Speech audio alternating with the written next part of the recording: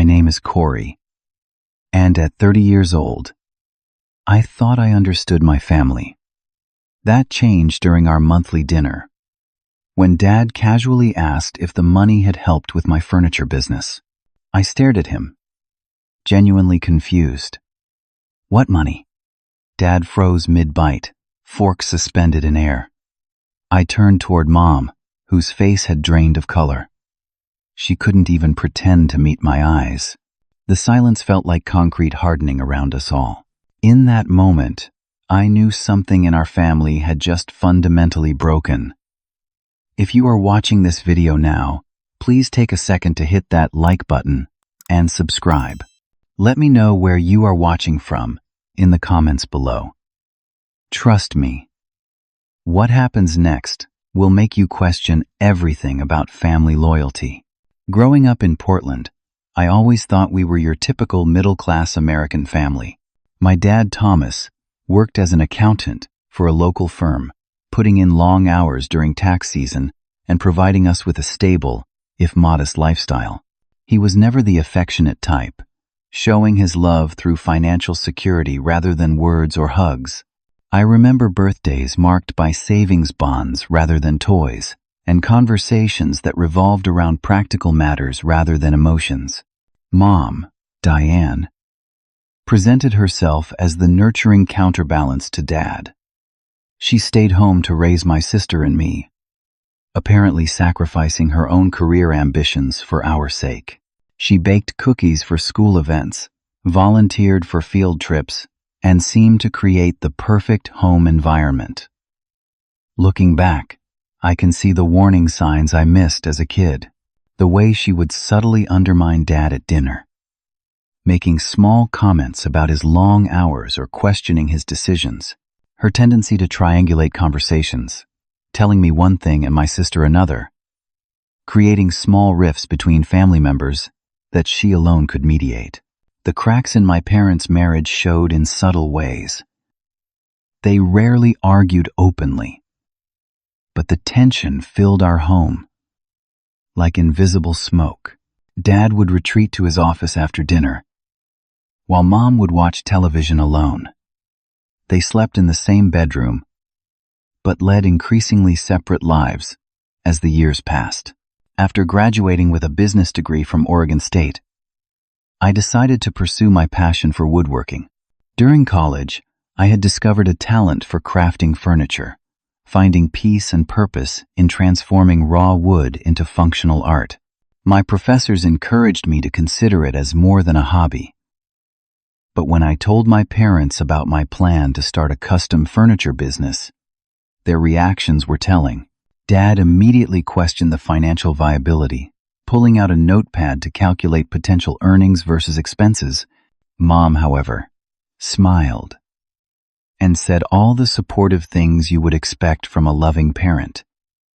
But something in her eyes suggested she expected failure. The reality of launching a business hit me hard. Despite my talent and education, I struggled to find clients willing to pay what handcrafted furniture was worth. I took odd jobs working construction and at a local hardware store to make ends meet, while slowly building my portfolio and brand.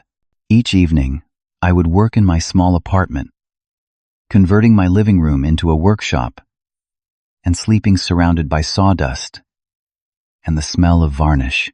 Just 3 months ago, an opportunity arose that seemed like the breakthrough I needed. A small workshop space became available for lease in an artisan district of Portland. The location was perfect, with regular foot traffic from people specifically looking for handcrafted goods. The owner of the building, an older gentleman named Walter, took an interest in my work and offered me a reasonable rate. But I still needed startup capital for the security deposit, basic equipment, and materials. This led to several uncomfortable conversations with my parents about possibly borrowing money. Our family had never been good at direct communication, with tensions and unspoken expectations lurking beneath superficial pleasantries. Dad would change the subject whenever money came up, while Mom would make vague promises to talk to him on my behalf. My younger sister Amanda had moved to Boston after college, physically distancing herself from our family dynamics. We stayed in touch through occasional phone calls, but she seemed determined to build her life far away from Portland and our parents. During our conversations, she would ask about Mom and Dad with a detachment that suggested she had figured something out about our family that I was still blind to. When I last spoke with Amanda, she had mentioned sending me a housewarming gift for the new workshop space, assuming I had secured it. Her confusion when I explained I was still working out the financing was genuine. She asked if I had talked to our parents, and when I described their evasiveness, she sighed in a way that spoke volumes. The night before the fateful family dinner, I received a call from Walter, apologizing that he had rented the workshop to someone else. Apparently, another tenant had come in with cash in hand and signed a lease immediately. I was devastated, but tried to mask my disappointment. Walter sounded genuinely sorry, mentioning that he had expected me to follow through based on our conversation the previous week. This confused me, as I had never indicated I was ready to sign a lease without securing funding first. That evening, Mom called to invite me to dinner. Her voice carried an unusual edge of nervousness that I attributed to my ongoing financial struggles. She mentioned that Dad wanted to discuss something important with me, which sparked a small flame of hope. Perhaps they had reconsidered helping me with my business after all. My passion for woodworking wasn't something that developed overnight. Since I was 14 and took my first shop class, I felt a connection with the material that I never experienced with anything else. Wood tells a story through its grain, and I discovered I had a talent for listening to what each piece wanted to become. My high school teacher, Mr. Reynolds, recognized this gift and mentored me throughout those formative years, allowing me access to the workshop during lunch breaks and after school. During college, while other students decorated their dorms with mass-produced furniture from big box stores, I built my own desk, shelving, and bed frame. Fellow students began asking if I could create pieces for them. And by junior year, I was making enough from small commissions to cover my textbooks and weekend expenses. This sideline business gave me confidence that I could transform my passion into a viable career. My business plan was modest, but carefully constructed. I needed approximately $50,000 to launch properly, covering the workshop lease, essential equipment upgrades, material inventory, insurance, and marketing. My research showed that custom furniture makers in Portland could command premium prices, especially with the growing movement supporting local artisans and sustainable practices. I sourced my wood from responsibly managed forests and used traditional joinery techniques that eliminated the need for excessive hardware, creating pieces designed to last generations. 3 months before the dinner, I approached my parents about possibly borrowing $20,000, offering to sign a formal loan agreement with reasonable interest. I had saved nearly $15,000 on my own and planned to seek the remaining amount through a small business loan. Dad listened to my presentation with his accountant face on, asking pointed questions about market research, profit margins, and contingency plans. He never said no outright but concluded with a non-committal promise to think about it. Mom, who had remained silent during my pitch, later cornered me in the kitchen, assuring me she would talk to Dad and make him see the potential in my business. Her enthusiasm seemed genuine as she reminisced about how her own father had wanted to open a hardware store but never took the risk. She painted a picture of Dad eventually coming around, subtly positioning herself as my advocate in the family financial decisions. The workshop space that slipped through my fingers was perfect in every way. Located in the Alberta Arts District, it occupied the ground floor of a renovated industrial building, with large windows facing the street that would showcase my works in progress to passers-by. The rent was reasonable given the location, and several complementary businesses nearby promising organic foot traffic. A leather worker occupied the space next door, and we had discussed potential collaborations that would benefit us both. When Walter called to tell me someone else had claimed the space, I felt physically ill. This opportunity represented more than just a place to work. It symbolized legitimacy, the transition from hobbyist to professional craftsman. I had already mentally moved in, planning where each tool would go, envisioning clients sitting in the small consultation area discussing custom projects. Despite this major setback, I refused to give up. I updated my portfolio website, distributed business cards at local home design stores, and continued building smaller pieces that could be created in my apartment. Each morning, I woke up determined to find another path forward. The rejection stung, but I believed my dedication would eventually open another door. The invitation to family dinner came unexpectedly. Mom called on a Tuesday, asking if I could come over Thursday evening. Something in her voice sounded strained when she mentioned Dad wanted to speak with me about an important matter. A flutter of hope rose in my chest. Perhaps they had reconsidered helping me after witnessing my continued determination despite setbacks. Maybe Dad had run the numbers again and decided my business plan was sound after all. I spent Wednesday night preparing for the dinner, organizing updated financial projections, and researching alternative workshop spaces to show I was still actively pursuing my goal.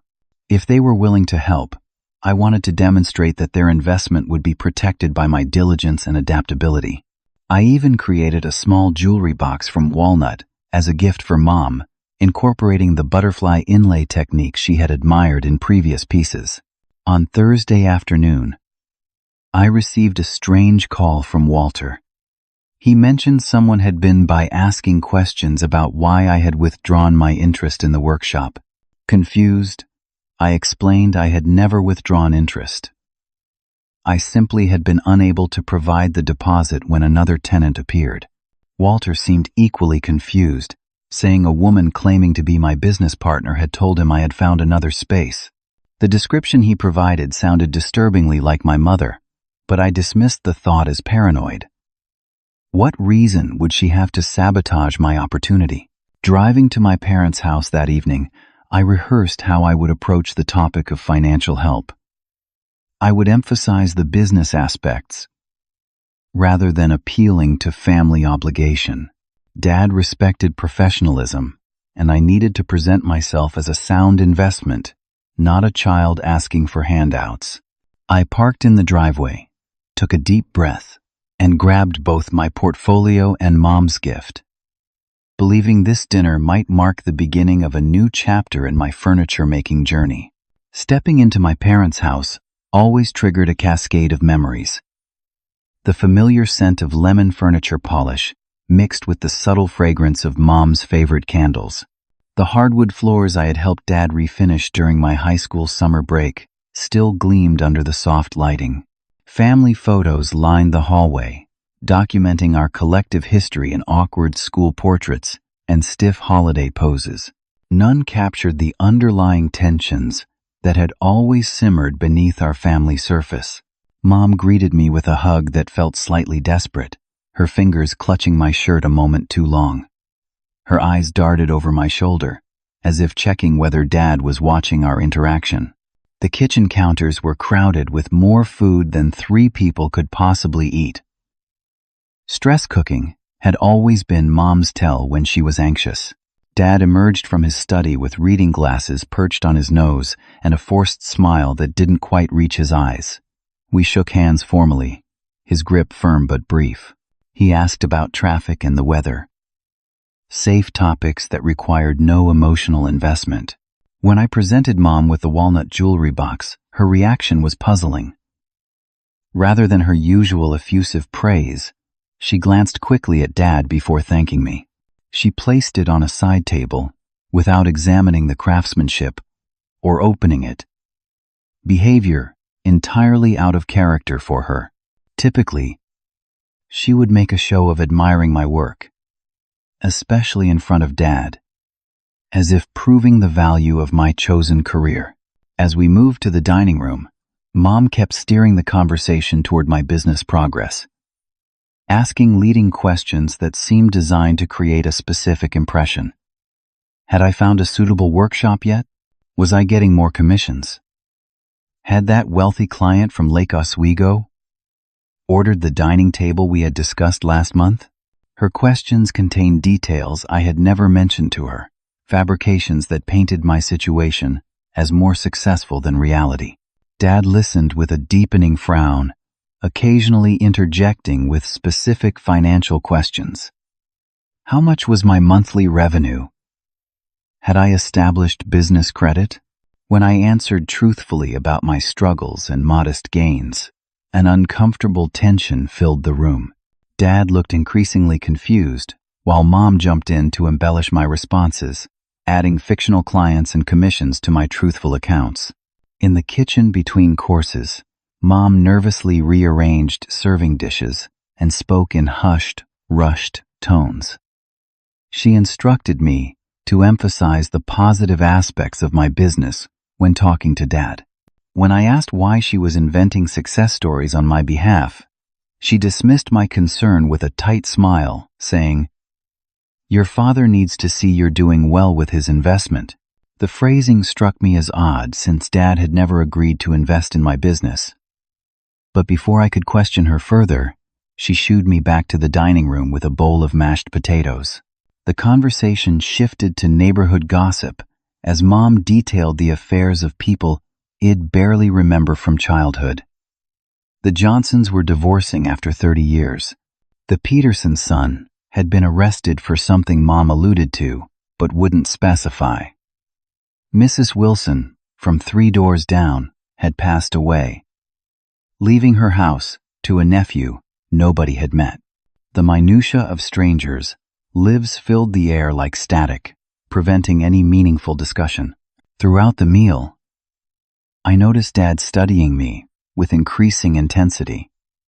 He barely touched his pot roast, Mom's signature dish that he usually enjoyed with enthusiasm.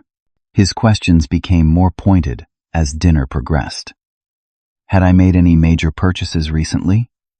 Was I planning a vacation? Had I paid off my student loans? Each question seemed loaded with unstated expectations. Mom kept refilling wine glasses and changing subjects whenever the conversation veered toward finances. She brought out photo albums no one had asked to see and reminisced about family vacations from 15 years ago. Her laughter came too quickly and too loudly. At mundane observations, the atmosphere grew increasingly strained, despite her desperate attempts at normalcy. As Mom cleared the dinner plates and brought out apple pie, Dad's questioning finally crystallized into directness. He set down his fork, looked me straight in the eye, and asked the question that would fracture our family. "So, Corey, has the money helped with getting that workshop space you mentioned?" The confusion must have shown plainly on my face. "What money?" I asked genuinely. Dad's fork clattered against his dessert plate. His face flushed red, then drained to an alarming paleness. His eyes moved from me to Mom, who had frozen in the doorway between kitchen and dining room, pie server clutched in a white-knuckled grip. "The money," Dad repeated, his voice unnaturally calm. "The $40,000 I gave your mother to give to you for your business 3 months ago." The room temperature seemed to drop 20 degrees in an instant. I looked from Dad's increasingly thunderous expression to Mom's face, which had crumpled like tissue paper in rain. My mind raced to process this bombshell. $40,000? 3 months ago? The exact time frame when I needed capital for the workshop space. "Dad, I never received any money," I said slowly, feeling like I was navigating a minefield blindfolded. "No one gave me anything." Dad stood so abruptly, his chair tipped backward, crashing against the hardwood floor. "Diane?" His voice carried a dangerous quietness I had never heard before.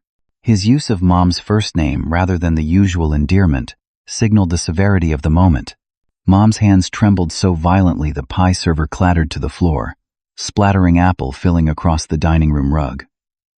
"Thomas, I can explain," she whispered, her voice barely audible. "Explain what?" Dad demanded, advancing toward her. "Explain how our son never received the $40,000 I withdrew from our retirement account? Money you assured me you had given him?" Mom backed into the kitchen, cornered physically and metaphorically. "I was going to give it to him," she began. But then her excuses tumbled out in a confusing stream. She claimed she worried I wasn't ready for such responsibility, that the business wasn't viable, that she had planned to wait until I proved myself more capable. Dad's face contorted with disbelief. "And you didn't think to discuss this with me? After I liquidated investments, at a penalty, specifically because you convinced me Corey needed immediate capital?" I stood frozen between my parents, trying to process this revelation. Dad had actually agreed to help me. He had withdrawn a significant sum, more than I had even requested, and Mom had intercepted it without telling either of us. "But where is the money now?" I finally asked, finding my voice. The question hung in the air like smoke. Mom's eyes darted around the room, avoiding both of us. Dad turned to her with renewed intensity, obviously wondering the same thing. "I used some of it to help Amanda with her student loans," Mom finally said. This didn't make sense. I had spoken to my sister recently, and she had mentioned struggling with loan payments. Would she have hidden receiving such a large sum from me? I pulled out my phone. "I'm calling Amanda right now," I said. Mom lunged forward. "No, it's late in Boston." I checked my watch. It was only 8:30 in Portland, meaning 11:30 on the East Coast. Late, but not unreasonably so for an emergency. I dialed my sister's number on speakerphone. When Amanda answered, I cut straight to the point. "Did Mom send you money recently to help with your student loans?" The confusion in my sister's voice was impossible to fake. "What?" "No. Why would you think that?" As I briefly explained the situation, Mom sank into a chair, no longer attempting to maintain her fiction. Dad paced the kitchen, opening cabinets and drawers seemingly at random until he found what he was looking for. A stack of shopping bags hidden behind the pantry staples. He pulled them out one by one, price tags still attached to designer clothes, expensive electronics, and luxury housewares. "Is this where my retirement money went, Diane?" he demanded, his voice breaking. Mom began to cry, not the manipulative tears I had seen throughout my childhood, but genuine, body-racking sobs. Between gasps, a confession emerged. She had initially intended to give me the money, she claimed, but then started thinking about all the sacrifices she had made for the family over the years, the career she had abandoned, the trips she had never taken, the life she had put on hold. One small purchase led to another, she said. The money had made her feel free for the first time in decades. When the workshop I had been interested in became available for immediate lease, she had panicked, realizing I would come asking for the money she had already spent. Amanda's voice broke through the chaos, still on speakerphone, demanding to understand what was happening. When Mom admitted her deception, my sister's shocked silence spoke volumes. "But why did you tell Walter I found another space?" I asked, the final puzzle piece clicking into place. "You deliberately sabotaged my opportunity." Mom couldn't meet my eyes. "I thought if you no longer had a specific need for the money, your father wouldn't ask about it," she whispered. I just needed more time to figure things out. The magnitude of the betrayal was staggering. Mom hadn't just withheld money meant for me. She had actively undermined my business opportunity to cover her deception. Every encouraging word, every promise to speak to Dad on my behalf, every seemingly supportive gesture had been part of an elaborate lie. I thought back to other instances throughout my life when Mom had positioned herself as the supportive parent while creating obstacles behind the scenes. College applications that mysteriously missed deadlines, job interviews that got rescheduled without my knowledge, relationships that ended after private conversations with my mother. A pattern emerged that I had been blind to my entire life. Dad looked utterly defeated, aging years and minutes as he processed the extent of Mom's deception. He had clearly believed he was helping his son pursue a dream, only to discover his wife had used his generosity to fund her own secret spending addiction. I needed air. The house that had once been my childhood home now felt like a crime scene, the familiar rooms tainted by revelations I couldn't process. I stepped onto the back porch, gulping the cool evening air, Amanda still listening on the phone. "Do you remember when Mom told me you said my woodworking was just a phase?" I asked my sister. Amanda's laugh was bitter. "I never said that. I've always thought your furniture was amazing." One by one, we began comparing notes, unraveling years of Mom's manipulations. The divide and conquer strategy she had employed to keep us from comparing stories. The ways she had played Dad against both of us while portraying herself as our advocate. The carefully constructed reality she had maintained through selective information and outright lies. Inside, I could hear Dad continuing to discover evidence of Mom's betrayal. His voice rose and fell. Decades of trust crumbling under the weight of receipts and bank statements. Mom's responses became increasingly desperate as her carefully constructed facade disintegrated completely.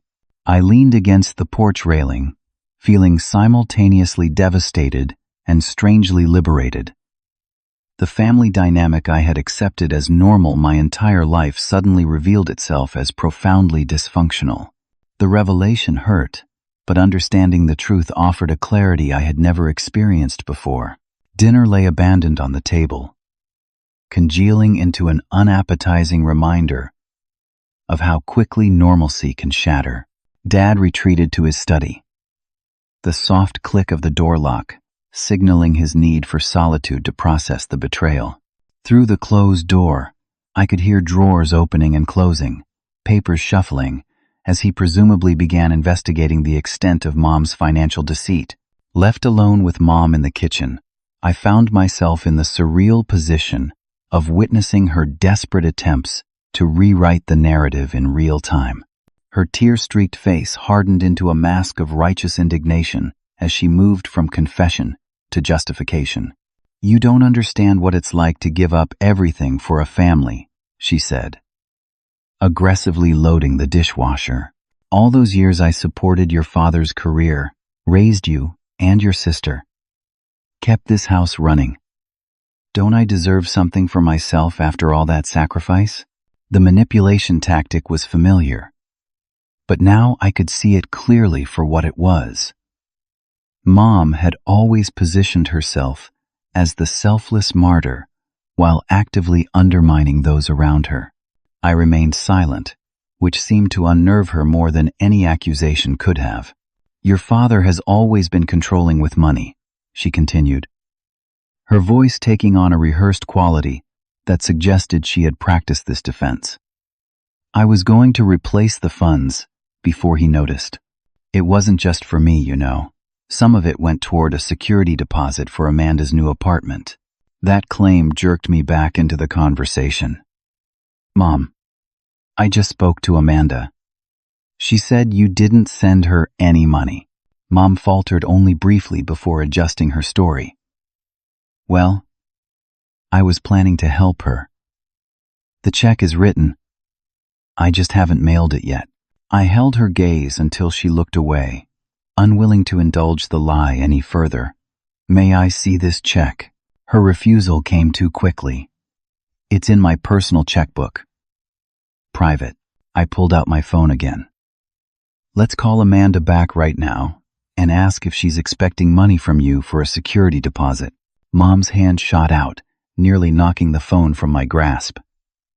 Stop involving your sister in family matters. This is between us. The conversation with Amanda was still fresh in my mind. She had sounded genuinely shocked by Mom's behavior, but not entirely surprised. What's going on, Corey? She had asked when Mom stepped out of earshot. Has she always been like this, and we just didn't see it? Standing in the kitchen now, watching Mom frantically trying to control the narrative, I had to acknowledge Amanda had been right. The signs had always been there. The inconsistencies in stories, the promises never fulfilled, the subtle ways she would pit family members against each other, then position herself as the peacemaker. I need to check something, I said, leaving Mom mid-justification and walking to the living room where her purse sat on the side table. Before she could protest, I had removed her wallet and found what I suspected multiple credit cards in her name, Dad's name, and even one bearing my sister's name. Mom's face drained of color. That's an emergency card for Amanda, she whispered. I checked the expiration date. It had been issued last month, according to the embossed numbers. I don't think Amanda knows about this card, does she? I asked, already knowing the answer. Mom snatched the wallet back, but not before I photographed the cards with my phone. I would need to warn Amanda to check her credit report immediately. The sound of Dad's study door opening interrupted our standoff. He emerged, looking 10 years older, holding a stack of financial documents. Your mother has been hiding debt from me for years, he said flatly, addressing me but looking at Mom. Credit card statements sent to a P.O. box. Online shopping accounts I never knew existed. She spent nearly $90,000 in the past year alone. Mom seemed to physically shrink under the weight of his words. All pretense of justification evaporated as the magnitude of her actions became clear. Thomas, please, she began, reaching for him. He stepped back from her touch as if burned. How long has this been going on, Diane? Her answer was barely audible. Since Amanda left for college. 8 years. My father had been kept in the dark about significant financial decisions and expenditures for 8 years, all while believing they were building toward retirement together. The $40,000 meant for my business was merely the latest in a pattern of financial infidelity. I remembered moments from those years suddenly cast in a new light. Mom's insistence on handling all the household bills, the mysterious weekend shopping trips, the new furniture and appliances that appeared without discussion, Dad's occasional comments about needing to tighten the budget that Mom would dismiss as unnecessary worry. While Dad continued confronting Mom in the kitchen, I slipped away to my old bedroom, now converted to a home office. The computer was on, the screensaver displaying family photos and a slideshow of happier times, or perhaps times that only appeared happy because we had been blind to the undercurrents. The browser was still open, minimized, but not closed. A moment of moral hesitation gave way to the need to understand the full picture. I maximized the window to find an online shopping cart filled with expensive items, the checkout page partially completed. The shipping address wasn't our family home, but a location I didn't recognize. I quickly searched the address on my phone. It belonged to an apartment complex across town. Why would Mom be shipping packages to a random apartment? I searched her email next, finding correspondence with a leasing office confirming a 6-month rental agreement signed 3 months ago, precisely when Dad had given her the money intended for my business. My phone buzzed with a text from Amanda. Did you know Mom opened a credit card in my name last year? My application for a car loan was denied. Just checked my credit report. I'm livid. The pieces were falling into place. revealing a picture far more disturbing than I had initially imagined.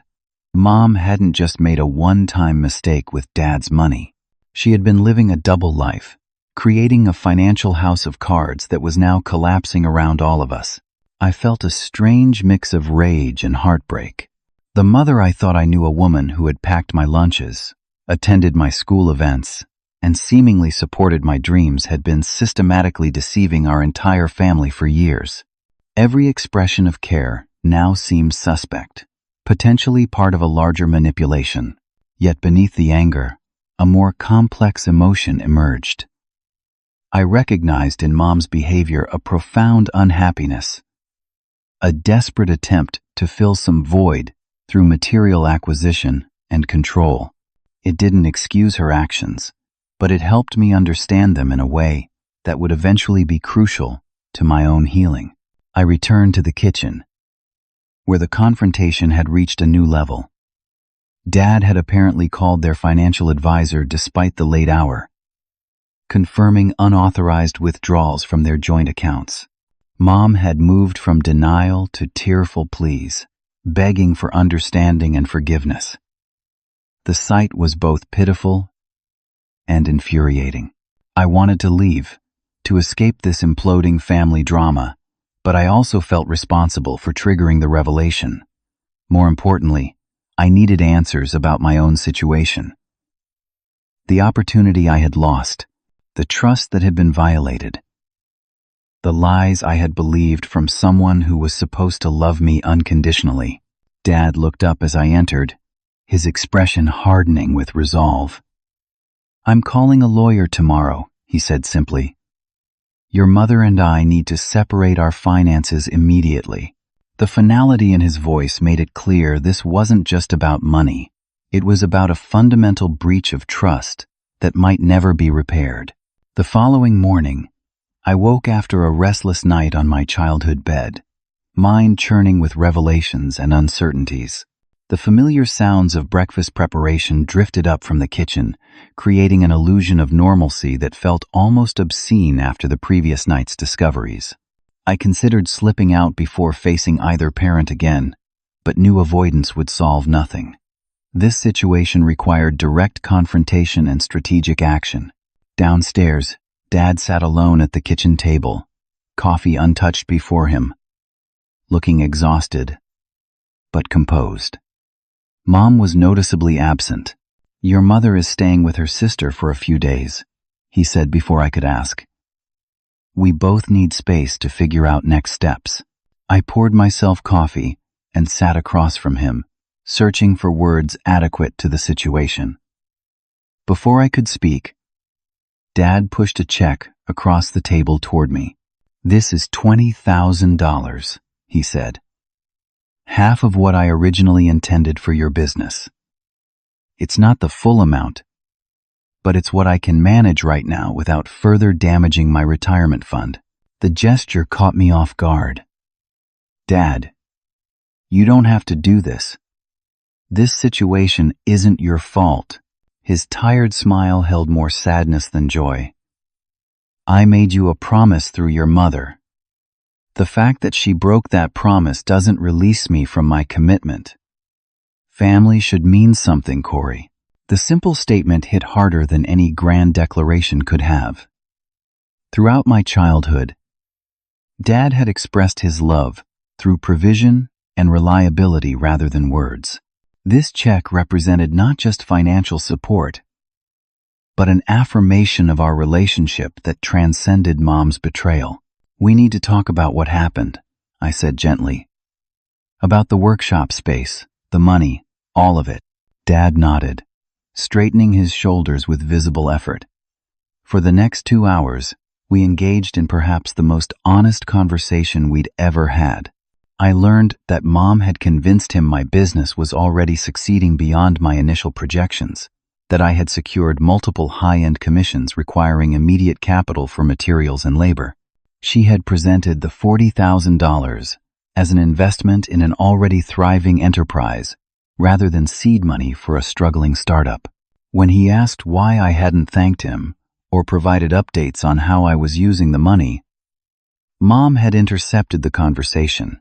She told Dad I was busy with large projects, but grateful for his support, while telling me that Dad remained skeptical about my business viability and preferred not to discuss it directly. The systematic way she had manipulated both of us revealed a level of calculation I still struggled to reconcile with the mother I thought I knew. As Dad shared more financial details, a pattern emerged of Mom's escalating deceptions over the years. What began as small hidden purchases had evolved into secret credit cards, then the unauthorized apartment, and finally, the misappropriation of funds meant for me. "This isn't your burden to carry," Dad said finally, seeming to read my thoughts. "Your mother's actions reflect on her, not on you or me." His words provided a framework for moving forward that I desperately needed. While we couldn't undo the damage Mom had caused, we could choose how to respond to it. Dad was choosing clarity, responsibility, and rebuilding. I decided to follow his example. With the $20,000 check in hand, I drove directly to meet with Elaine, a small business advisor I had consulted when first developing my business plan. After explaining the situation in broad strokes, I asked her to help me develop a revised approach based on the capital now available. "You're operating with half the funding you originally planned for," she noted, reviewing my projections. "But you've been resourceful with limited means already. Let's focus on essentials and gradual growth." For the next several hours, we restructured my business launch, prioritizing equipment that would maximize productivity while minimizing initial outlay. Elaine suggested a phased approach to studio space, starting with a smaller workshop that could be expanded as orders increased. She also connected me with a local business incubator that offered shared administrative services, reducing overhead costs during the critical first year. While working with Elaine, I received a text from an unknown number. It was Walter, the workshop owner, asking if we could meet that afternoon. Curious about this unexpected outreach, I agreed. At a coffee shop near his building, Walter shared information that shifted my understanding of the situation even further. The tenant who had secured the workshop space I wanted had failed to make the second month's rent payment. The space was potentially available again, though Walter was understandably hesitant about renting to someone who had previously fallen through. "I didn't fall through," I explained, detailing Mom's interference. "I had the funding now, and was prepared to sign a lease immediately if the space was truly available." Walter studied me with newfound understanding. "Your mother seemed very convincing when she came to see me. Said you had found a better space across town and didn't want to disappoint me directly." The knowledge that Mom had gone so far as to impersonate my business partner to sabotage my opportunity stung afresh, but I refused to let it derail this second chance. I pulled out my checkbook, prepared to secure the workshop on the spot. Walter held up a hand to stop me. "Let's start with a 3-month probationary lease. Lower deposit, slightly higher monthly rate. If all goes well, we'll convert to a standard 2-year agreement after that." The compromise was fair given the circumstances. As we shook hands on the deal, I felt a weight lifting. Despite Mom's interference, I had secured the workshop space I wanted through my own persistence and Dad's belated but meaningful support. That evening, I drove to my aunt's house where Mom was staying. The conversation needed to happen on neutral territory, away from Dad's influence and the charged atmosphere of the family home. Aunt Susan tactfully made herself scarce after letting me in, leaving Mom and me alone in the living room. Mom looked smaller somehow, her usual confident posture replaced by a defensive hunch. She started speaking immediately, a rehearsed apology that focused more on justifying her actions than acknowledging their impact. I let her finish before responding. "I've secured the workshop space," I said simply. "No thanks to your interference." The statement seemed to catch her off guard. She had clearly expected recriminations, perhaps even an opportunity to position herself as misunderstood. My calm statement of fact disrupted her prepared script. "I'm glad for you," she said finally. "I always knew you could do it." The attempt to rewrite history was so transparent, it would have been laughable if it weren't so sad. "Did you know that?" "When you really?" I countered. "Because your actions suggest you actively tried to prevent my success." Mom flinched as if struck. "That's not fair, Corey. I was trying to protect you from failure. The furniture business is so competitive, and your father put so much pressure on me about the money. I just needed time to sort things out." I had anticipated this response, the framing of sabotage as protection, of theft as delay.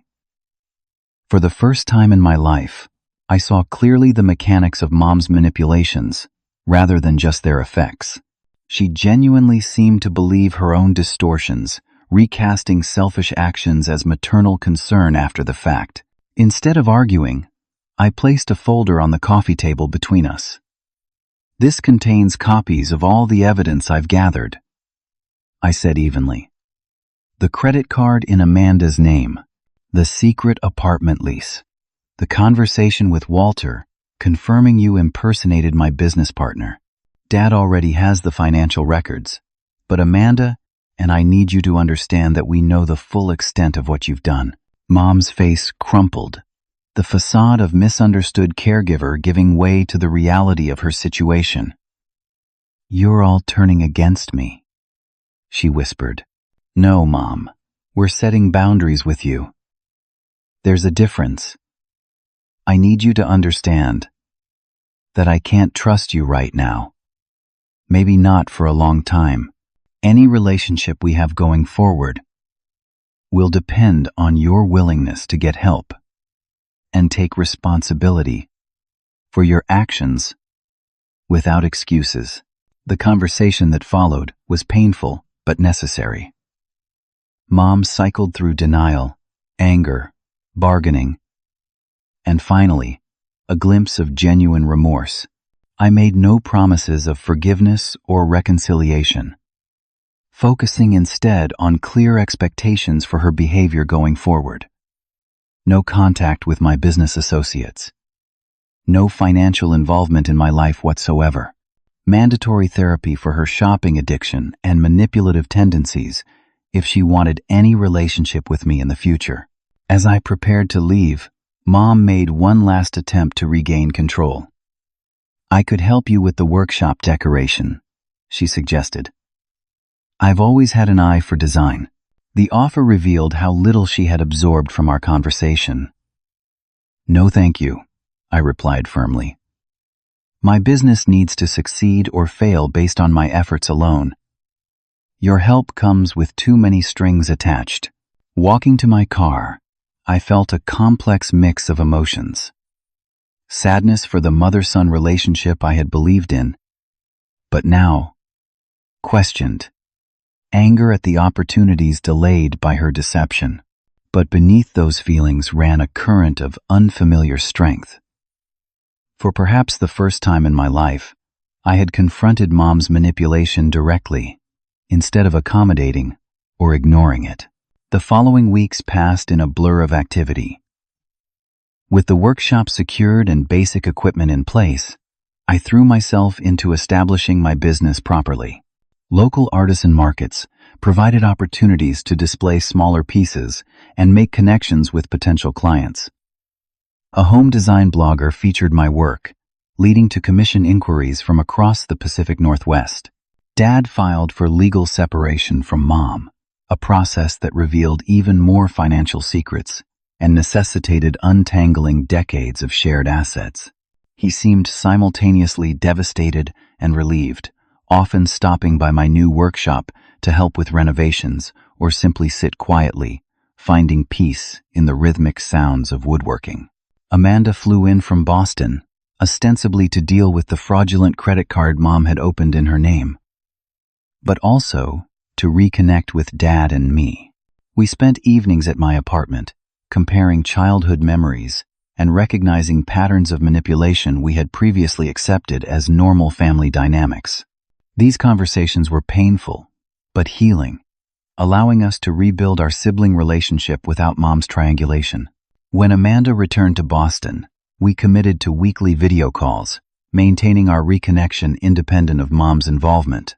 She became one of my most enthusiastic business promoters, connecting me with potential clients in East Coast design circles through her work in public relations. 3 months into my lease, Walter approached me about converting to a long-term agreement ahead of schedule. "Your work has drawn consistent foot traffic to the building," he noted, "and you've paid rent early every month. I'd like to offer you a 3-year lease with an option to expand into the adjacent space when it becomes available next year." The validation meant more than just business security. It represented confirmation that my instincts had been sound all along, that Mom's lack of faith in my abilities reflected her issues rather than my potential. Standing in my workshop, surrounded by works in progress and the tools of my craft, I felt a sense of accomplishment, untainted by family drama. Mom remained at Aunt Susan's, attending therapy sessions and financial counseling as part of the separation agreement. Our interactions remained limited and structured, focusing on practical matters rather than emotional reconciliation. I maintained firm boundaries despite her occasional attempts to reinsert herself into my business decisions or financial matters. Dad stopped by the workshop one evening as I was finishing a custom dining table for my first major client. He ran his hand along the polished surface, appreciating the craftsmanship with quiet pride. "You know, your grandfather was a carpenter," he said unexpectedly. "My father, he wanted me to join his business, but I was determined to become an accountant instead." We barely spoke for years after I chose my own path. The revelation of this family history I'd never known illuminated Dad's initial reluctance about my woodworking in a new light. Perhaps his hesitation hadn't been about the viability of the business, but about the echoes of his own family conflict. "He seems to have taught you a few things anyway," Dad observed, nodding toward the dovetail joints on the table drawer. "I never met him," I said, confused by the comment. Dad smiled slightly. "Not directly, no. But some knowledge passes down in ways we don't recognize. The patience to work with natural materials, the attention to detail, the satisfaction in creating something that will outlast you.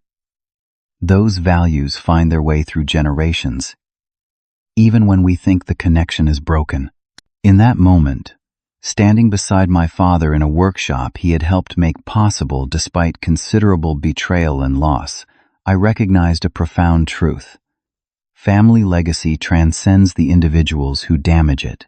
Mom's deception had delayed but ultimately failed to prevent me from claiming my place in a lineage of craftsmen I hadn't even known existed.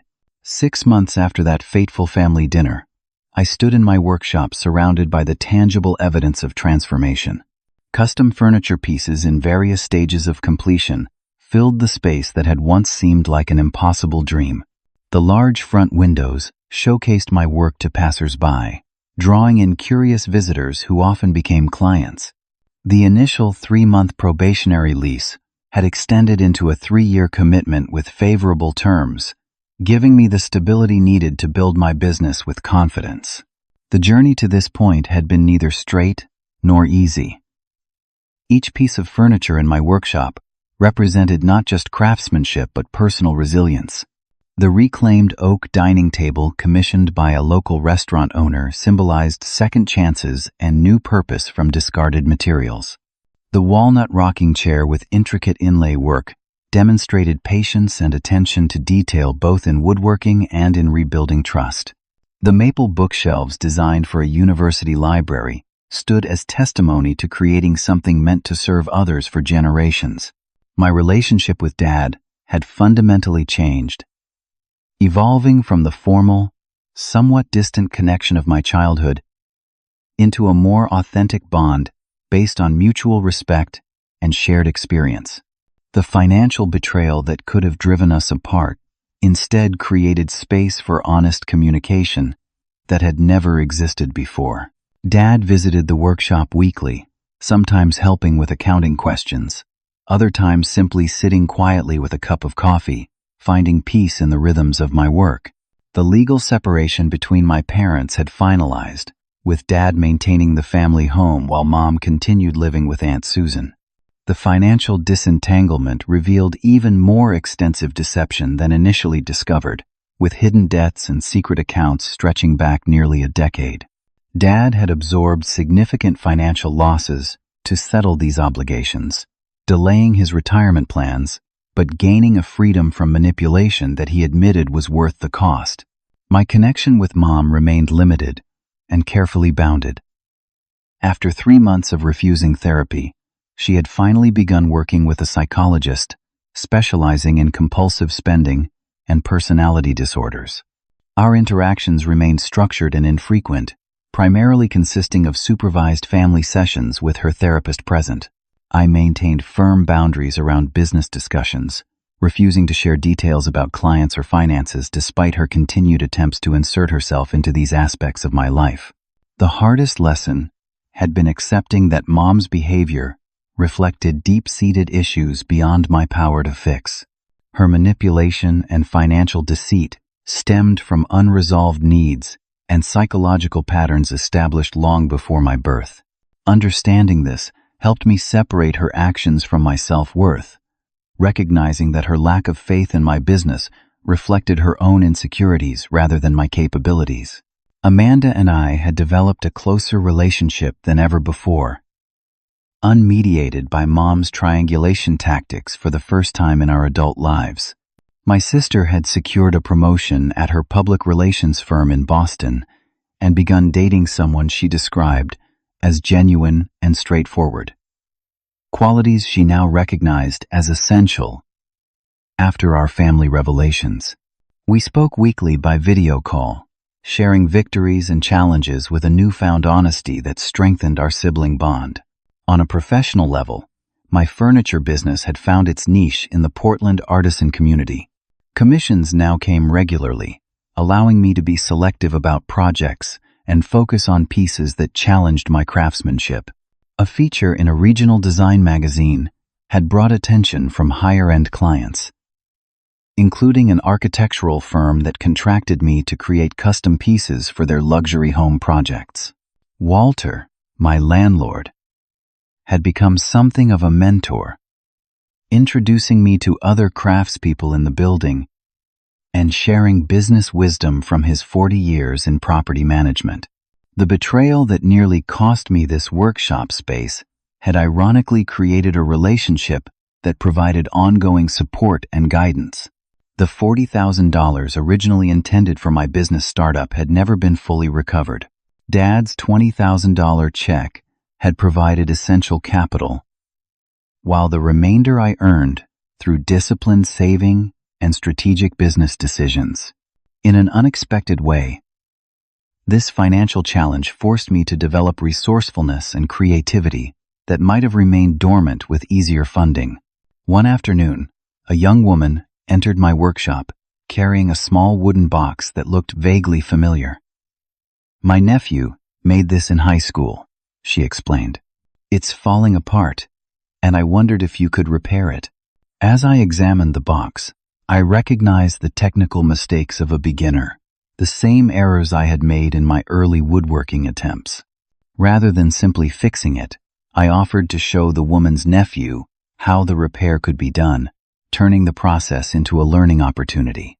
She agreed enthusiastically, and this impromptu teaching session led to a regular weekend workshop for teenagers interested in woodcraft.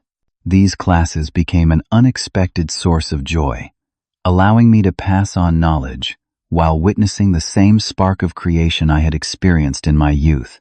Some students showed particular talent, reminding me of my high school teacher, Mr. Reynolds, whose belief in my abilities had sustained me through periods of self-doubt. The healing that began with confronting Mom's betrayal continued through these acts of creation and mentorship. Each piece of furniture completed, each skill shared with an eager student, each honest conversation with Dad or Amanda represented another step toward wholeness. The painful family revelation had exposed not just deception, but also possibility, the chance to rebuild relationships and personal identity on a foundation of truth rather than manipulation. 1 year to the day after the dinner that changed everything, I invited Dad and Amanda to the workshop for a private showing of my most ambitious project to date. A handcrafted writing desk, commissioned by a local author. The piece incorporated wood from 3 different trees, each selected for specific qualities and meaning. The drawers operated on hand-cut wooden slides rather than metal hardware, a traditional technique requiring precision and patience. The surface featured a subtle inlay design representing growth and transformation. As Dad and Amanda admired the piece, touching the smooth surfaces and examining the joinery, I felt a profound sense of gratitude despite the painful journey that had led to this moment. The betrayal that might have destroyed my dreams had instead clarified my purpose and strengthened my resolve. The mother who should have supported me had inadvertently taught me the value of self-reliance. The family secrets that could have remained buried had given way to more authentic connections once exposed to light. I realize now that truth, however painful, provides the only solid foundation for building anything of value, I told them, running my hand along the desk's edge. Whether it's a piece of furniture or a family relationship, integrity in the materials matters. Dad nodded, understanding the deeper meaning beneath my words. The grain doesn't lie, he said, using a woodworking metaphor I had taught him. You can stain it, polish it, even try to fill the cracks. But the true nature always shows through, eventually. Amanda smiled, placing her hand on my shoulder. And sometimes, she added, what emerges is more beautiful than what we originally imagined. The desk stood between us as both creation and metaphor. Its strength derived from properly joined pieces working in harmony, its beauty enhanced rather than diminished by the natural variations and character marks in the wood. Like our reconfigured family, it represented something honest and enduring, built to withstand the tests of time and use. The greatest lesson from this painful chapter wasn't about Mom's betrayal, or even the money that never reached me. It was about the freedom found in facing reality without filters or false narratives. By accepting the truth of our family dysfunction, I had paradoxically gained the ability to move beyond it, to create a life and business defined by authenticity rather than appearances. The journey continues, as healing always does, with steps forward and occasional slides backward. Mom still struggles with the consequences of her actions, sometimes making progress in therapy only to revert to manipulation when faced with accountability. Dad navigates retirement with fewer resources than planned, but greater peace of mind. Amanda and I build our adult relationship conversation by conversation, deliberately breaking patterns established in childhood. And I continue creating furniture that will outlast me, finding purpose in transforming raw materials into objects of beauty and function. Each piece begins with clear vision and honest assessment, respecting the true nature of the materials rather than forcing them into shapes they cannot sustain. In woodworking as in life, integrity cannot be faked without compromising the entire structure. Have you ever discovered a painful truth that ultimately set you free? Share your story in the comments below.